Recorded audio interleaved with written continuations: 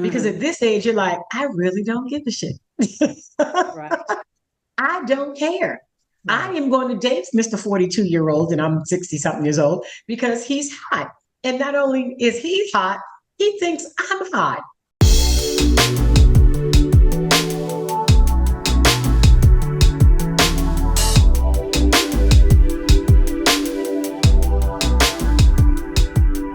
Hey everyone, welcome back to Unapologetically 50 Plus. So today we are going to be diving into how women over 50 are redefining commitment and non-traditional relationships. We are going to explore how non-traditional relationship structures like polyamory, open relationships, and other forms of consensual, ethical non-monogamy are reshaping the views on commitment and love for women 50 and older. But before we get started, I have one huge favor to ask.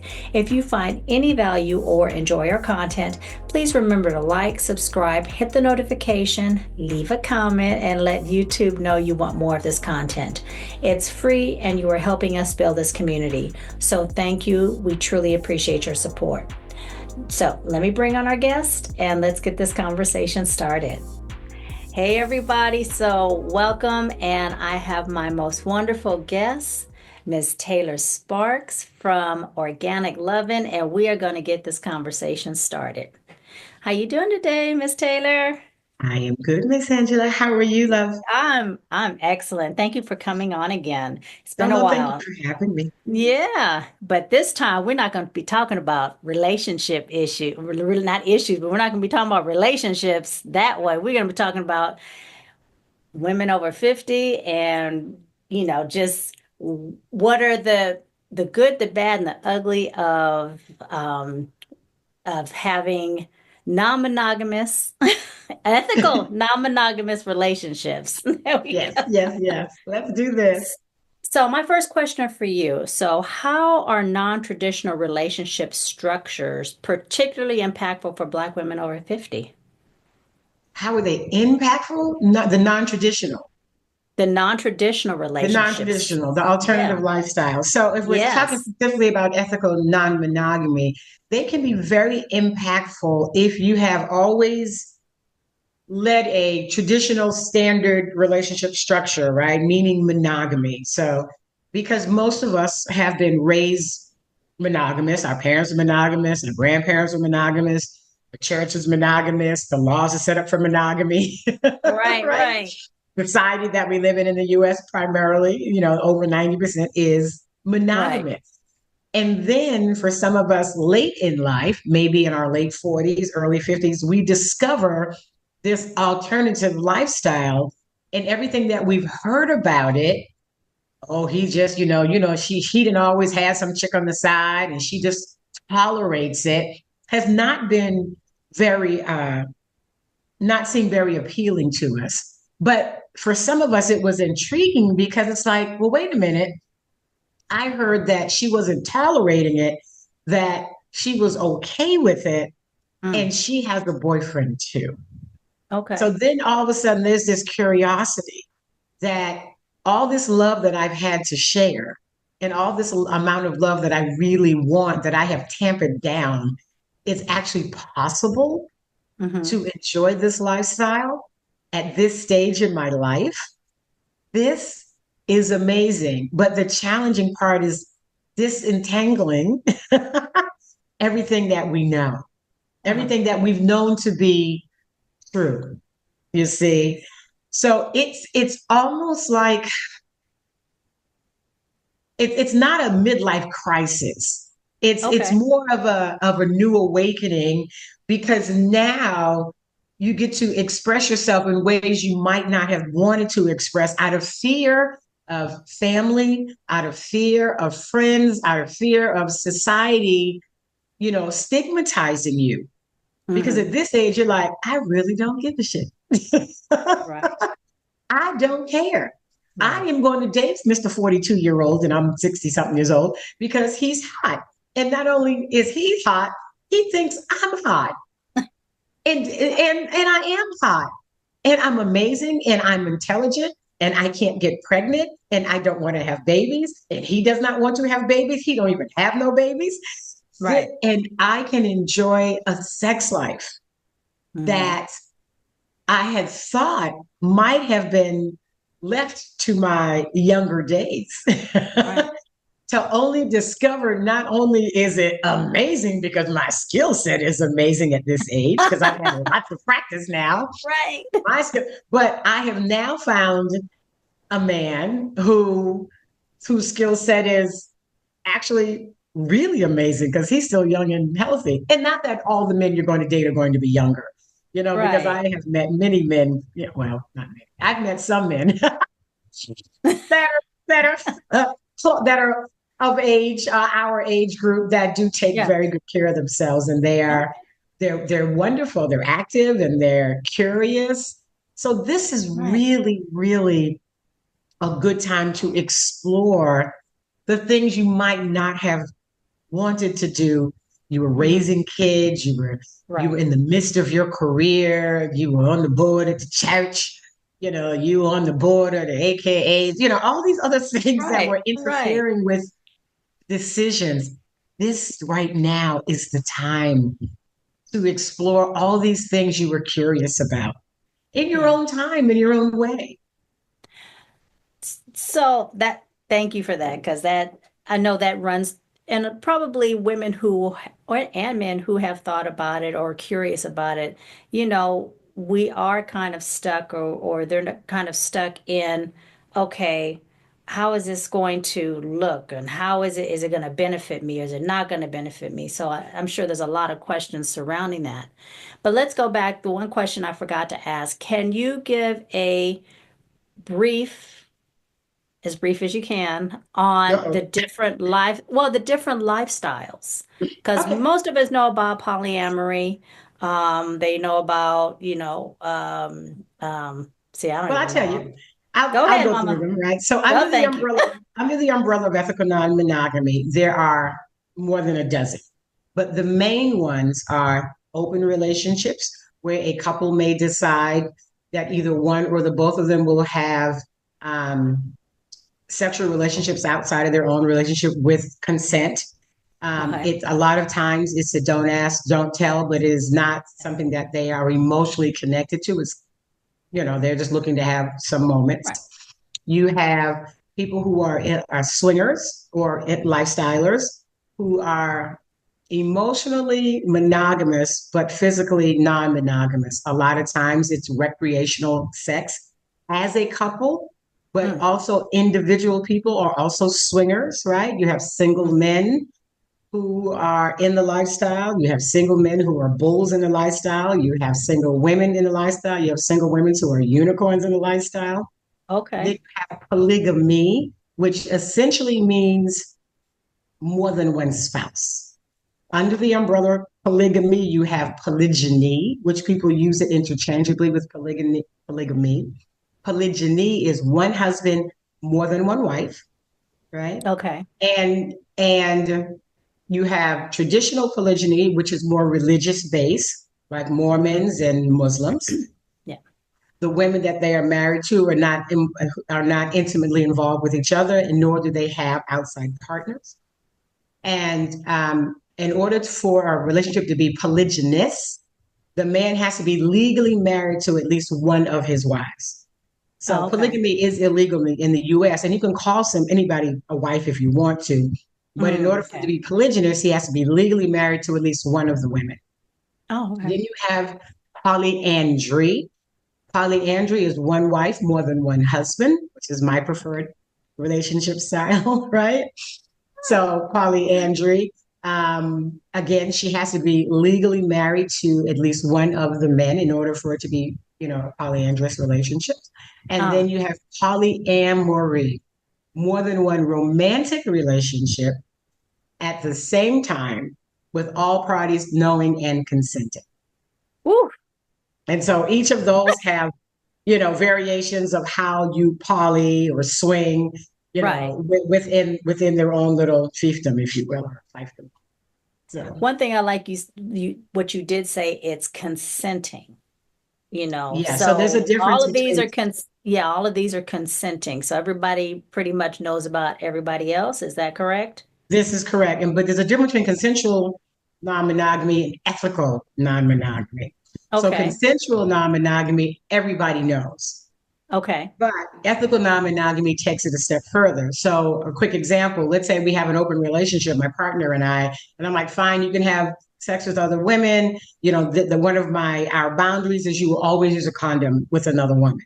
So Okay. I'm consenting to him to have sex with other women, but then he goes out there and has sex with the women and he doesn't use a condom. So now he's no longer ethical. Oh, So okay. ethical is the operative word. Cheating is non-monogamous. It's just not ethical. Oh, okay. Okay. Ethics is the operative word in all of these relationship styles. Okay. If you are being secretive, if you are withholding information, Okay. it takes a certain amount of vulnerability and radical honesty Mm, to be able to navigate a successful ethical non-monogamous relationship. And in okay. monogamy, that is radical honesty is not required. Oh, It's not. okay. You can be honest, but if you see your husband looking at some beautiful chick and you might be like, oh, you like that, huh? Nah, I was just checking out the shoes, because he don't want his wife to be upset that he might be Right. attracted to another woman. And that is, we play these games Right. and pretend that we don't see and you See can't look at anybody another else. person Right. and you can't be interested. And I'm like, why? The Right. man, the woman, they're attractive. Why would someone not look at someone attractive? And why would you care if they did look at Mhm. someone that would, Yeah. they're human. He didn't just, all of his emotions didn't die off suddenly because he married you. Right. Exactly. No, exactly. And again, I think that goes back to, and you know this as well as I do, it goes back to our culture, and it'd be interesting to know, and maybe you can answer this question, in other cultures, is being monogamous, is it as big as it is in the United States with the whole Christianity and all that? So the other places that you've been or Well, visited. it's more of this is a European thing that we've adopted. Okay. See, and if people would just take 5 minutes and Google the history of marriage. Oh, okay. You just Google the history of marriage, you will see that ethical non-monogamy has been around for centuries, Oh, much okay. longer than the current form of monogamy that we know. Oh, This is okay. not new. Polygamy has been around for centuries. It goes beyond and before the Bible. Polyandry has been around. Even to this day, both polygamy and polygyny and polyandry exist. It is in places in China and South America and Africa where women have more than one husband and have Okay. culturally done that for many years. I mean, there are Muslims here in the United States, there are Muslims here and Mormons here in the United States, so that it's not new. What Okay. seems to be new is that now that the internet exists and now that people are being more forthcoming with it, that's the part that seems to be so, you Yeah. know, shocking and, Right. and unspoken. But people have had open relationships for forever. Hmm. And Christianity, and for us as African Americans, um, Christianity was something that was forced upon us. And then at Right. some point we acquiesced to that and Right. said, okay, this is what we're going to do. But during slavery, since we were not legally, Human. Yeah. allowed to marry, Right. the marriage vows was till death do us part or until our master, you know, Right. Right. Parts us or whatever. disavows this marriage. So if I was married and on a plantation and my husband had a certain, like he was a blacksmith, let's say, had this great skill, and Mm. Bobby John 10 miles away needed a blacksmith for a while, he could buy me, or I could be farmed out for a year or two down to another. My husband could be farmed out for a year or two to another plantation. So let's Right. say I had two children with him. He Hmm. gets to that plantation for the next year or two, and that plantation, Bobby John, has a gal over there that's just come of age and he needs to, increase his assets. So he marries my husband to his gal so they could produce some babies for him, which are more assets. Right. So Right. now, Okay. let's say in 2 years, she pops up with two sets of twins. So he's got four children by her and two by me. Okay. Now the Emancipation Proclamation comes about, and those of us who are enslaved wish to be freed. And we wish to become citizens. So we go and meet with the Freedmen's Bureau because that was who was in charge of legalizing our status. And the Okay. freedmen say, we ain't doing none of that heathen shit you did on the plantation. You can't handle two wives because he bring both his wives and all six of his children. We ain't doing that. We're not doing that anymore. So the freedmen would say, well, you're going to stay with the gal that's got the most children. And he would legalize a marriage between them two. And I'm stuck with now no husband, no provider. I can't get a job because women are allowed to work. I can't write a contract or buy any property. So where do I end up? Right. Alone, usually back at the plantation, Right. working as a sharecropper, back in the same situation that I was, not being able to earn my way out with two children underneath. So this whole concept of this heathen, this ain't right, that is Christianity. The men were made head of the household. Women in Africa didn't even take their husbands' names before we got here. Right. The husbands were not the head of the house. That is a European standard that was forced upon us. Okay. So the only thing that's new is our knowledge of this. But like again, I said, cheating is non-monogamous. It's just not ethical. Right.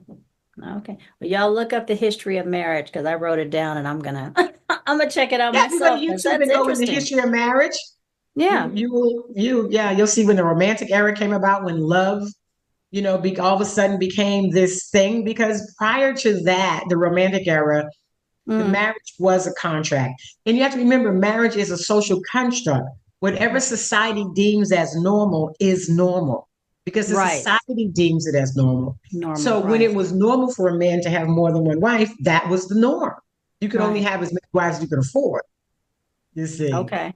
But it was a contract between two families, and love had nothing to do with this. This was to get more power in the community, or a better standing in the community, if not power. When these two families merge with a great son and a great daughter and 400 pigs and 600 cows. Right. And if you were lucky, love came. If you were lucky. But your passion was not dedicated, and your whole world was not dedicated to the partner. Now your partner has to be your everything, right? He has to be your co-parent, your accounting partner, your travel partner, your big wigs partner. He's got to be your taking care of the dog partner, your confidant. Before we had community, and your passion might have been the stable boy. All right. Nobody cared that you had sex with the stable boy. Your commitment was to the contract to your husband, to work the land and have the children and run the business. That's where your commitment was. Nobody cared about you having sex with. Just don't get pregnant by stable boy. Right. And I'm the milkmaid. So, and I know these are kind of off topic, but questions that I had. So, how do people get around their feelings? Because we are used to this type of relationships, meaning monogamous relationships. How do people get around their feelings? If you're coaching, if you're coaching a couple, how do you help them get around their feelings? Because especially if you've been in a marriage, and in our age range, if you've been in a marriage for quite a long time, or maybe you're not married and just have a long-term boyfriend or whatever, or girlfriend. How do you get around those feelings? What? And they always say feelings and emotions are not the same, right? That's something else for y'all to Google. What's the difference between feelings and emotions? You have the ability to control your emotions, and feelings is it is just a feeling. But you have the ability to control your emotions of insecurity, jealousy, vulnerability, because just because you open your relationship, you're not going to become exempt from them. So as I had talked recently about helping people with communication, and I was saying, use your words. When you think about when we have toddlers and they're like 2 or 3, they're just learning to form sentences, but they're upset, so they've thrown themselves to the floor and they're crying. You're like, what is wrong with you? And I just, like, what is the matter? Stop that crying. What is going on? I just like, okay, use your words. Right. What is wrong with you? So it's almost the same thing as adults. We somehow forget how to use our words. And again, this authentic communication, this radical honesty to be able to say to your partner, this is what I desire. Mm-hmm. Not intentionally looking to hurt your partner's feelings, but disentangling from the fact that your partner, you cannot be everything that your partner needs. No. Now, some of us are fortunate to find people that check off enough boxes. If you got 10 boxes you need to have checked for the love of your life, and you meet a man who checks off, or a woman that checks off 8, the other 2, as long as they're not the most important ones for you, you will be okay. But understanding that we are autonomous beings, we are individuals, we are not attached at the hip. Right. And that your partner will have, or you will have, desires that does not include them. So learning to manage your emotions will take some time, but it can be done. If you don't dig your heels in and go, I'm just not, no, I'm not going to, I am going to be disruptive in my jealousy. I am going to throw myself to the ground within my insecurity. Get up off the ground and say what you're feeling. It's okay to feel vulnerable.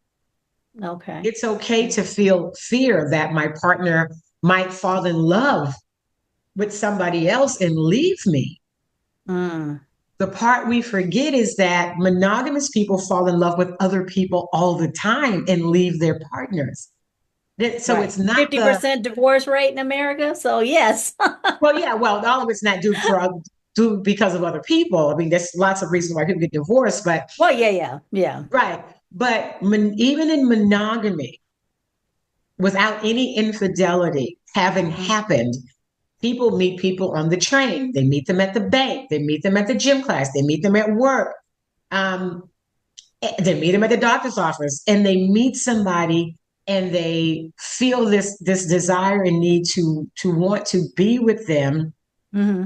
Because in monogamy, you throw out the whole baby with the bathwater. You have no other choice but to leave your partner to be with this other partner. So it's not the love style that is going to increase the odds of your partner leaving, because no one can steal someone that doesn't want to go. And you cannot make somebody stay. You cannot make someone stay that's ready to leave. There was absolutely nothing you can do. And none of us want a partner to stay with us if they wish to leave. That's true. No, you're right. I love those who love me. So it can be a little like giving you some anxiety. Like, what if they fall in? They could, anytime they leave the house without you, they could fall in love with somebody else, even while you're monogamous. So it's not because you guys have opted to, whether it's polyamory or whether it's swinging or open relationships, none of that is going to keep them with you if they desire to leave. So knowing that, and as scary as that may be, it for me, it gave me a sense of, okay, listen, if he's gonna go, he's gonna go. Yeah. And I want him to go if he's gonna go. Because I only want to be around people who want to be around me. I only love those who love me. Right. You see? That makes sense. Because even if you're with a partner for a long time and you don't want them to go, they could die. Yeah. You know what I mean? And then, but you don't die because they die. Right. You know, although people have died of broken hearts, right? It is a syndrome. It is a thing. But you're not going to die because they die. So, you know, and this is like the challenging part that's in our head, because that's insecurity speaking. That's other people saying, you know, girl, man, I wouldn't be putting up with that. And you, at our age, you got to listen to yourself.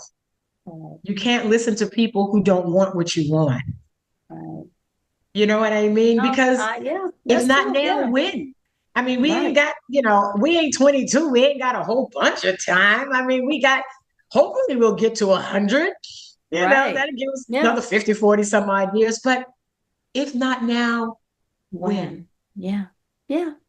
And that's the one thing I do, I always have to remind myself and remind, other people in relationship is that you are still an individual. And I have to remind myself of that too. And we are individuals and he has his own individual needs, wants and desires.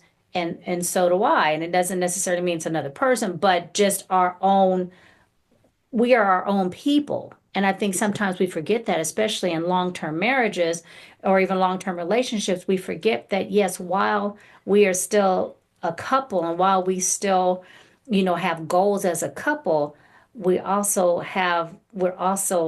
two separate people.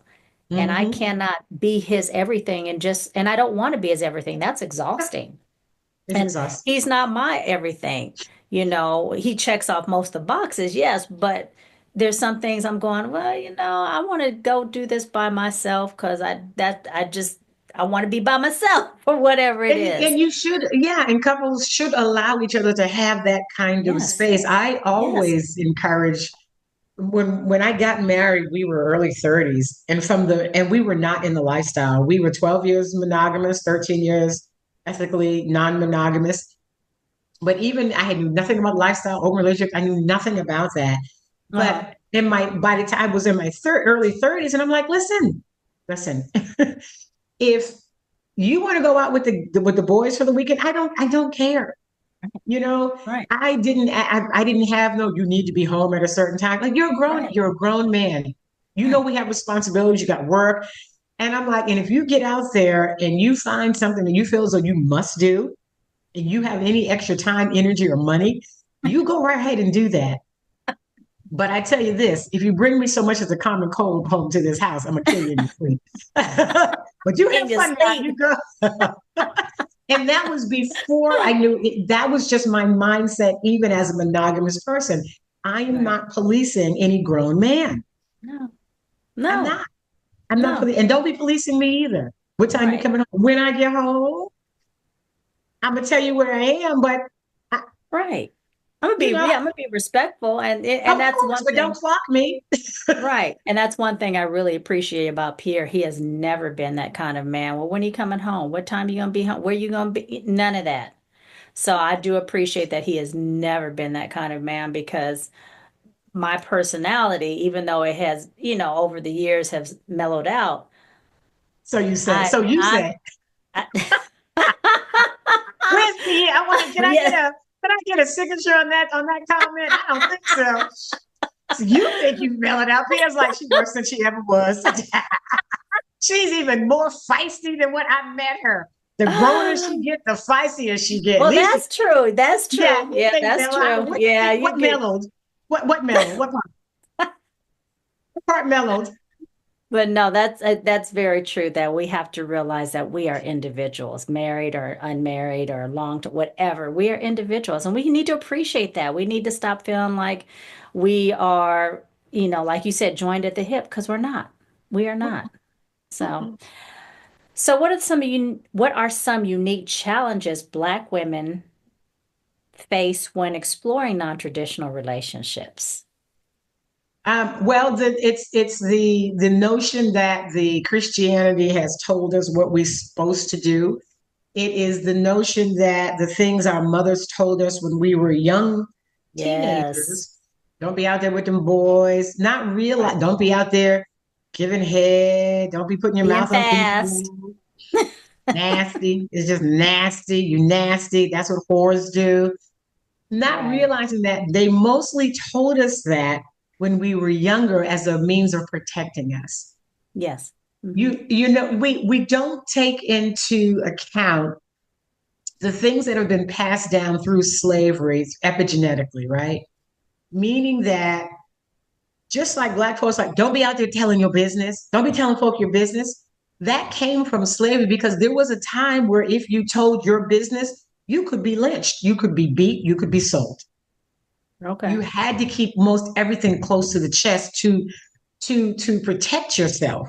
You had to tell your daughter not to do these things so she didn't get raped by master or the caretaker or some other boy on the plantation. You Mm. had to do that. And so we don't realize that Black women have never had the freedom of white women when the sexual liberation thing came around in the 60s. We didn't have that freedom to be sexually free Mm. because we've always been sort of on lockdown out of fear of being and or sold and or beat because we were always thought of as animalistic. Mm. And Mm-hmm. that came all the way through the Christianity because the white men told the Black men that we were animalistic. And at some point, it was believed, like I said, we acquiesced to this Christian world because that was the Right. way that we kind of assimilated into society. Mm-hmm. That we would, so our own sexual prowess has never had the opportunity to be explored in the same freedom that other cultures have done so. And Mm-hmm. so for us Black women, we still struggle with this notion of being sexually free and having a girlfriend if you're a girl or having more than one boyfriend. Even to this day, the sexual stereotypes that were put upon us during slavery still exist to this day. They do. And in our movies and in our books and on television, sexual stereotypes such as well, you got the mammy, right? She's always Mm. the kind of the big fat woman who's asexual. She don't have no boyfriend. And she's always putting even if she's not fat, she's very plain, and she's always putting white folks' needs ahead of Above hers. hers. Yeah. A Mm-hmm. character, Viola Davis's character in The Help. That's Mm. Yeah. that's a classic mammy, right? You is kind, Right. Right. Exactly. you is smart, Mm-hmm. You have the Jezebel, right? The Jezebel is that woman who's she's gonna take your man, she's gonna have sex with anybody she wants to, she's gonna do what she got the short skirts and red lips and Dorothy Dandridge's character and Carmen, right? That was the Yeah. Jezebel character. Right. You have the Sapphire, right? Mm. Always snapping her neck, and don't you be telling me, always chastising Black men. Pam from Martin, right? Always put Ah. down Black men. So even Right. even to this day, and then of course you have the angry Black woman, Right. highly intelligent, a la Michelle Obama, Right. you Yeah. know. Okay. So the stereotypes still exist in our community. Right. And then now with the onset of the internet, these stereotypes are still being pushed forward by passport bros and the Kevin Samuels of the world, may he rest in peace, and all these other men who blogger heads who are on the internet talking about women's body count and being run through and constantly Yeah. making us feel worse about ourselves. And then you have younger women who are like, the heck with you. I'm gonna do what I want with who I want when I want, you know, and I don't give a shit what you say. Yeah. Yeah. So the challenge is society. And we at some point have to decide, like I said, at this stage of our age, if not now, when? How much longer are you going to still let your mama, who died 10 years ago, tell you you can't give head?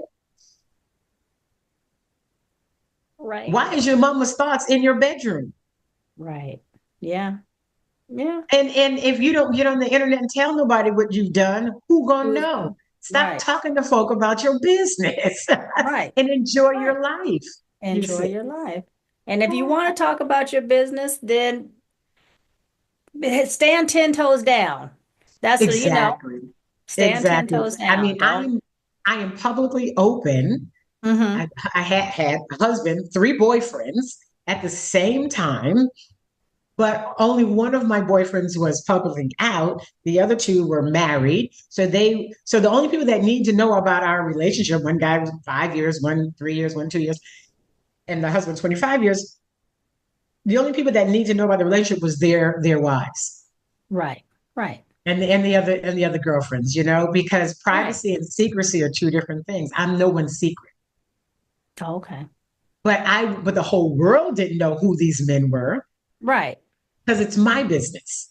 you see. And that's what I was going to ask you. So for you, and you can say yay or nay to answering this, do you or do you expect or require, maybe the words require, that whoever you're dealing with, if they're married or in a relationship, that their wives know? And do you meet their wives or their partners? 100%. A hundred Okay. percent. We will not embark on a relationship if I do not know that she has given consent, Okay. because I'm no one's secret. Gotcha. I Gotcha. will Okay. accidentally expose you, because I'm talking about, Just look an at accident. this girl. I'm gonna sip my tea on that one. Yeah, Keisha don't know he got. I'm like, girl, and then I would have started some a drama unnecessarily because I'm Right. bragging about him to my circle of people, right? So Right. it is a requirement. I won't date, I won't even date you. I won't, if we have a meet and greet, and I'm like, even before the meet and greet, I'm like, who do you belong to? Oh, okay.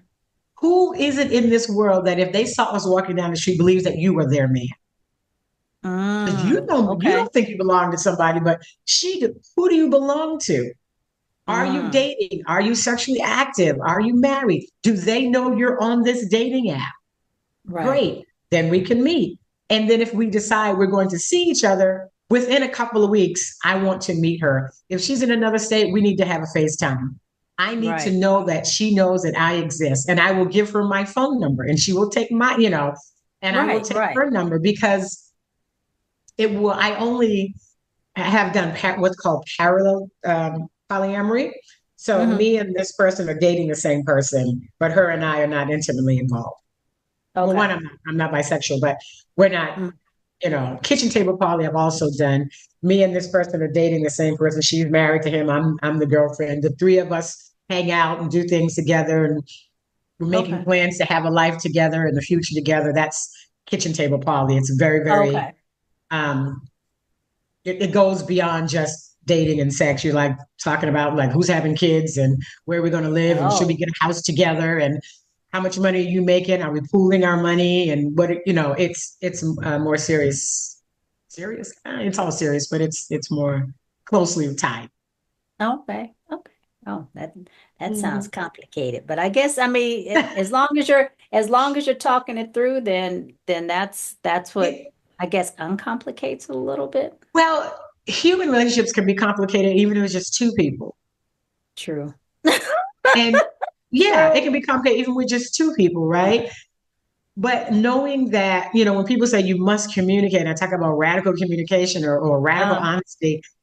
If, when you have three people, you have nine conversations that are yeah. happening.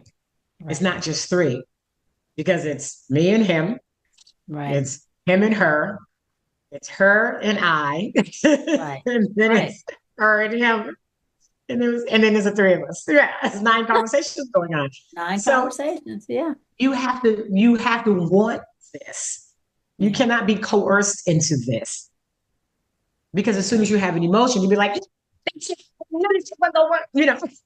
Right. Right. But people Yeah. don't say that about monogamy. And 51% of marriages, monogamous marriages, end in divorce. But people aren't going, this monogamy doesn't work. Right. It doesn't work. It's no good. Well, some people do say that.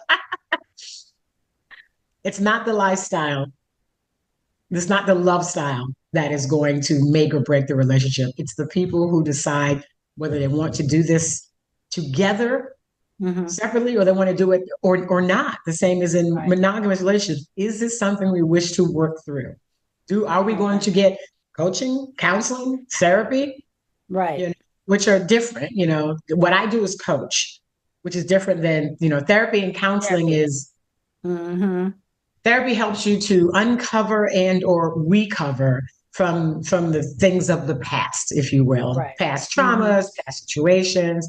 Whereas in coaching, I help you to discover what it is that you are planning and trying to get to.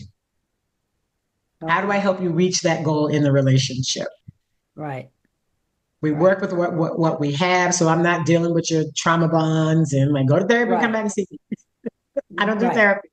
Yeah, but I Hmm. can help you transition, help you be a better communicator, help you understand emotional management. So I was a corporate trainer Mm, for almost 10 years, and my focus was on communications, negotiations, conflict mm, resolution, uh, okay.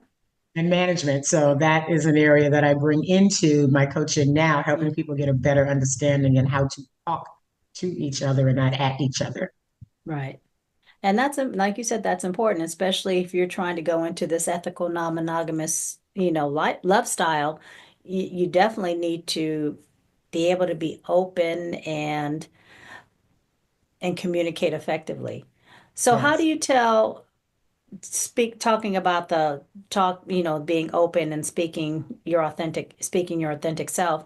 How do you get folks past the feeling of, okay, if I tell this person this is how I'm feeling, okay, you have the one person that would be open and not wanting to feel judged, but then you might have the other person who might feel some type of way because my partner's telling me this, that they might judge, and then it closes the communication down. So how do you work with a couple that, one person says, I want to talk to my partner about this, I'm but afraid. I'm afraid because of the judgment, because that maybe that person, there's a history of, judgment, or just Yeah. all those kind of things that they It have to work through. it boils down to a decision. What do you want? Hmm. Because if you tell your partner this, once you ring that bell, you will not be able to unring that bell. Right. But what do you want? Is this just a fleeting moment? Is this just, it would be fun to go have sex with somebody and but I don't want to have a relationship, Okay. right? Hmm. But I'm ethical. I don't want to cheat. I don't want to cheat. Hmm. I'm like, so then you have to tell your partner, no, they're going to judge me. Okay, then are you going to live with this or are you going to live with that?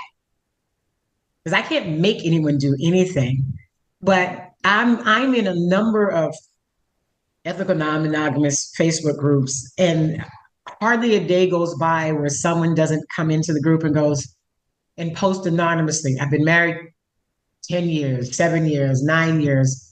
And right before, even before I got married, I thought I might have been poly. I just didn't know that much about it, but this Mm, feeling will not go away and I don't know what to do. okay. Well, first question, have you talked to your partner? Well, I kind of did initially, but they don't want any parts of it. So a lot of times, unfortunately, we have these same side chair coaches in poly that we have in monogamy, right? They're like, well, you got to leave. You just got to leave them. I'm like that. You don't have to throw the baby out with the bathwater. But if you know that this is something that it is who you are Yeah. at your core, do you wish to live in this turmoil forever? Because at some point, it's either going to spill out Hmm. in an unconventional way, which is more damaging than having a real sit down. So, one thing Right. I walk people through is the difficult conversation formula. Right? Okay. It was developed by Reed Mahalko. He's another sex educator. I think it's brilliant, and we have not learned how to do this. So it's really pretty. It's simple. It helps you get the things out. So the difficult conversation formula is like this: you take 3 to 5 minutes to yourself, and you write down and you answer these three questions. What am I afraid to say? What am I afraid will happen when I say it? Hmm. What would I like to have happen after I have said it? After I've said what I'm afraid to say. Okay. And then you ask your partner I really want to sit down and have a conversation with you. Pick a time that's ideal for you both. Not at the end of the day when you've been working, not a Friday night after work all week and it's been stressful. And, maybe Sunday morning over coffee. Maybe you go out for breakfast and you get a table in the corner and a booth in the back somewhere. Right. And you start Okay. the conversation with the second question. There's been some Hmm. things that have been really, really heavy on my mind. I really want to share them with you, but I've been afraid to tell you these things because I'm afraid when I tell you these things might happen. You'll divorce me, you'll leave me, you'll punish me, you Oh, won't wow. trust me. What I Okay. would like, then you go to number three. What I would like to happen after I tell you what I've been afraid to tell you is that you will forgive me or trust me or understand I would never do anything to hurt you, whatever that is, right? Mm-hmm. And then you go to number one. What I have been afraid to tell you is this.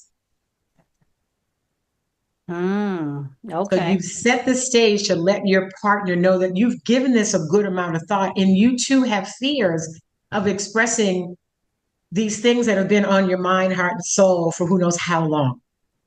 And that you are afraid to be judged, left, divorced, whatever it is, right? Right. But this is my truth. And then you tell them. You say, Okay. so Hmm. I'm not saying it's going to come out perfect or that your partner's Right. still not Right. going to judge you or be mad at you or whatever, but you've expressed your fears. You're like, listen, I know this could go bad, Yeah. but this is my truth. And what happens, more importantly, what happens to you as an individual when you don't tell your truth? I'll Right. give you two examples of what could happen. One, I had a girlfriend who was married for 15 years. And on the 15th year of her marriage, her husband came to her and said, I don't love you. I've never loved you. I didn't want the first child, nor have I wanted the second child. I am moving out. This is 2 weeks before Oh, Thanksgiving. I think we need to take a break. She had been working on that marriage for like the last 10 years, counseling and date nights and sexy lingerie and beautiful bodies like slamming and highly educated and making money. And right. come to find out, after all was said and done, they did get divorced and yada yada. Hmm. He she got pregnant in college. He didn't want to get married to her in college, Okay. but he couldn't tell her. So he married her, doing the right thing. Right. But he's been miserable the entire marriage. He didn't even want to have the second child. Hmm. So it will come out at some point. It will. Now, the second example is a young couple, been engaged for 2 years. They go have their destination wedding in the Bahamas, I think it was. Mm-hmm. Then they come back Mm-hmm. and I don't know, more than 90 days goes by, whatever state that was they were in. He never filed the marriage certificate, so the marriage is null and void. And he said to her, I never wanted to get married. That's why I didn't file the marriage certificate. And I'm moving out. Oh no. So it will come out at some point, or you'll go to your Right. grave with it, but you will never have lived a fulfilling life, or you've never would have lived a life you wished to have lived that you thought might have been fulfilling. I couldn't tell you it was going to be fulfilling with or without your Right. partner. That's nothing I can predict. Right. Right. It's because you want to have sex with somebody else or you want to have multiple relationships. I can't tell you it's going to be more fulfilling because it's not a monogamy and non-monogamy is not a matter of which one is better. It's not a right or wrong thing. It's what do you want? Right. Yeah. What do you want? What do you want? As far as we know, we only come through this life one time, Yeah. right? And reincarnation may exist, but what if you die and come back as a leaf on a tree and only live 3 days? Right. You would have lost out on this, on the opportunity for all of this human experience, the good, the bad, and the ugly. We don't know. We don't know. We don't know. No, you're absolutely right. So we kind of touched upon this, but can a non-traditional relationship provide the same level of emotional security as monogamous relationships for Black women, especially over 50?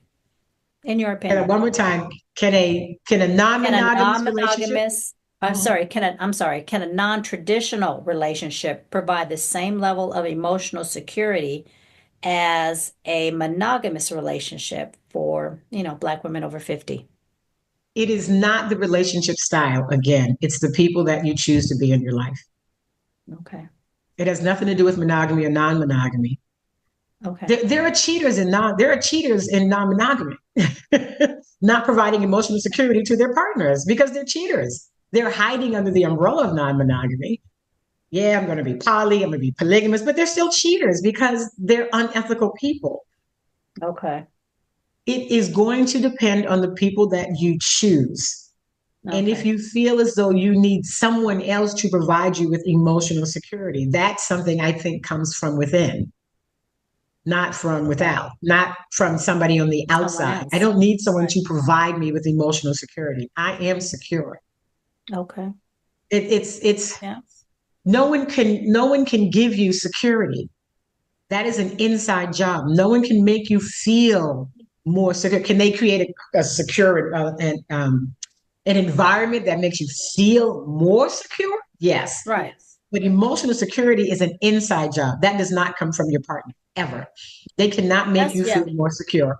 That's Yeah. true. That's true. Yeah. Yeah, that is true because if you're already insecure, no matter what they do, no matter what they say, you're gonna feel however you're gonna feel. So that yeah, that makes a lot of sense. Yeah. I Yeah. mean, and that works for both men and women. I've met men who are like, I've never thought of myself as handsome.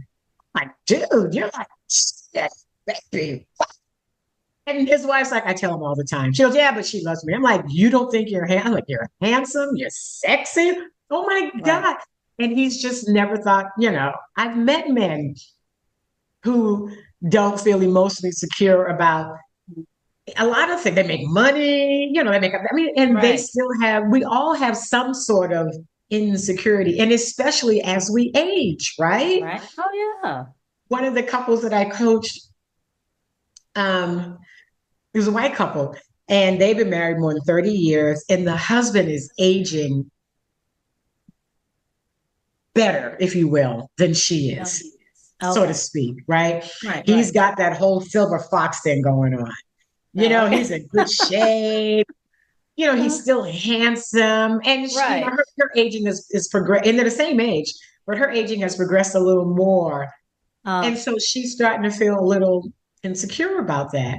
yeah. And they've Yeah. been in the swinger community for many years together, Oh, you okay. see. But now her insecurities is making her kind of act out in a certain way. And so we had a coaching session about her kind of, and when I say acting out, like suddenly, he's away on a fishing trip and she's texting him and texting him and she never texts him. He's like, he took 2 hours and 49 minutes to text me back. Okay, first of all, what did you want? Was there some sort of emergency? No. Well, why are you timing how long it took him to text you back? Well, he finally admitted he was texting with some other girl. Okay, after you berated him to admit it, Yeah. you didn't want anything. Why does no emergency comes through text. So you didn't want anything. But Right. her insecurity Kicking was in. Yeah. ramping up. You see Yeah. what I Yeah. mean? So Yeah. Yeah. you're timing him, you're berating him because and I said to her, it's obvious of the aging process, but you're both retired. You both sold practices with lots and lots of money. You have more than enough money to hire chef because she's put on weight. You have more than enough money to hire a personal trainer to come to your house 7 days a week. You got plenty of money that to make you be in the best possible you that you could be. Because if you felt better about yourself inside, Right. because he ain't going nowhere. He loves his wife to death. He ain't going Yeah. nowhere. I don't care how many young girls. I said, do you think he don't realize he's 70? I don't care how handsome Silver Fox. He knows he's 70. He know everything Right. ain't working like it used to. But of course he loves the attention from the young women because Yeah. it's flattering. Of course. Yeah. Who doesn't? Who doesn't? This is why my butt be in the gym 5 days a week out here running half marathons. I know how old I am. I know this is not a 29-year-old body. Right.